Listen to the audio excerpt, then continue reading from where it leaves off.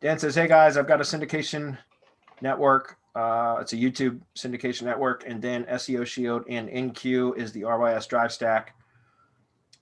This is for a competitive market, spiritual meditation and mindfulness based on your keyword research package. Which link package would be best at this point to show the greatest effect for these tough keywords? Thanks much. Well, the Nitro kit, which is the high level kit, the third like pre-bundled package of links, that's probably the most cost effective and will get you, if you're in a competitive niche, I wouldn't go with anything less. If that makes sense. Comments? Yeah, Danaman, if you were in the heavy hitter club, I just posted in there on the type of link building packages and embed packages that I get when I'm going after something that's hyper competitive. So, I mean, I always see you coming in here and asking questions. If you want to move your game up to where it should be, to know what it is that you should be doing besides what you've already done, that's the place to be, because I covered this exact scenario. What should I do? Showing people how it is that I build my link building packages, and then an embed package plus link building. Yeah. He says, I should have let you know that the Rys Drive Stack expansion was for spirituality, likely being the hardest keyword to rank for, and spiritual enlightenment being the main keyword in the expansion. Yeah. So again, what I recommend, Dan, is if you're doing expansions for each silo, which you should, that's right, that's correct. Then once the expansion is done, you'll have the list of URLs. When you get the spreadsheet delivered to you from MGYB, you're going to have like the list of all the files and URLs that were created in that expansion. Now those, you extract all those, put them in a notepad file. That becomes your target URL list for a link building package. And what I would do is segregate or separate all of your individual silos out so that you have separate target URL files. And each one of those would get its own link building campaign. Because then the keywords that you're going to submit, a minimum of 200, looks like you got the deep keyword package, deep keyword research gig from us. So you already have probably well over 200 keywords per silo. So then you would have, essentially, you would submit each keyword set for each silo specific to that link building gig for that particular silo. Does that make sense? So again, it's a way to stay really, really relevant, topically relevant, and very tight keyword themes. And that's the way that I would do it. So it's, in my opinion, it's way better. That's the way that I always do it when I do RYS expansions. Like, for example, I use this all the time because this is all I do anymore is tree service stuff. Tree service is the general keyword, right? That's the overall arching top level market keyword. And then some potential silos, even though that it's not necessary to have silos for this, would be tree removal and tree trimming, right? Those would be two separate silos. And so if I'm going to do an RYS expansion for tree removal, for example, I'm going to extract all the URLs from the tree removal expansion. Then I'm going to have a separate set of keywords that is just tree removal related keywords. And then I will have another one for tree trimming stuff with tree trimming and pruning related keywords. Does that make sense? And then I could hit all three with the overall set of tree service keywords because that covers all of them included. But usually when I separate out silos, like I said, I have separate keyword sets that are more relevant or tightly themed around that particular silo. So any comments on that? Yeah.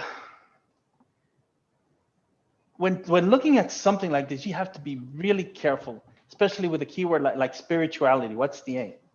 Because I'm sure that the aim isn't to rank for spirituality, because that could be anything.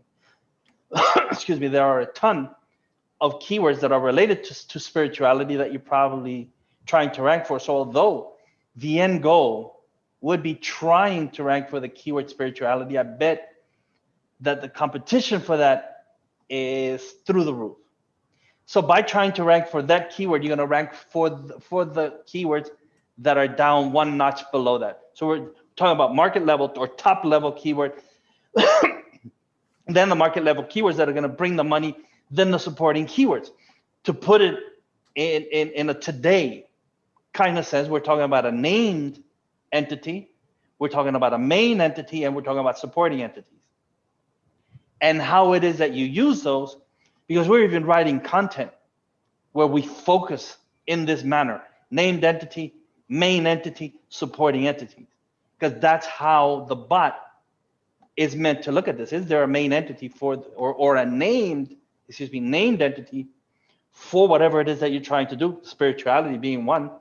And if there is a named entity, how closely are you matching the meaning of this named entity, or how closely are you dealing with any questions regarding the word spirituality?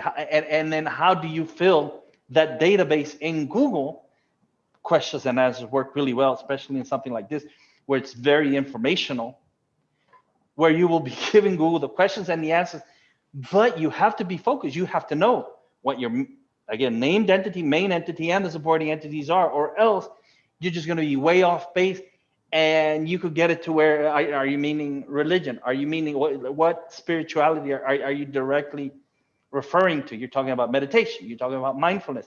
Are these the three categories that you gave us to research? Because if you did, then we gave you a whole bunch of main keywords for each one of these categories, and supporting keywords and questions and answers. And we gave you the stuff from Answer the Public. We gave you the stuff from now I can't remember the name of that. We use so many websites to give you the keyword research. What Google gave us back, what Google Ads, what people are targeting in Google Ads, so that everything together will allow you to focus on this. But the only way that you can make sense of this, and I'm going to say it again, it's the Heavy Hitter Club. That's where all of this technical knowledge is being shared. It's not being given away for free. If you don't know what a named entity is, then go watch the charity webinars, because I had Dixon Jones covered just that very subject. Very cool. Okay. By the way, I found actually through the Conversion AI community, somebody posted some training about how to get better results, and they pointed out this Chrome extension called SEO Minion. It's fabulous. It's really, really good. So for example, spiritual, see if I can get this right, enlightenment. Okay, see, I knew I was going to spell it wrong.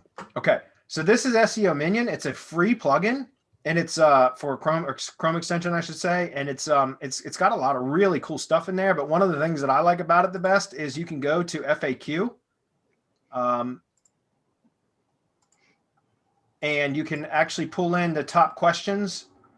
Let's see, people also ask, excuse me, that's what I wanted. And if we go to people also ask, like 20 clicks, for example, what it does, and it's actually pulling in the data right now, and then it's going to prompt a CSV download. But what it does is, you see how the people also ask here.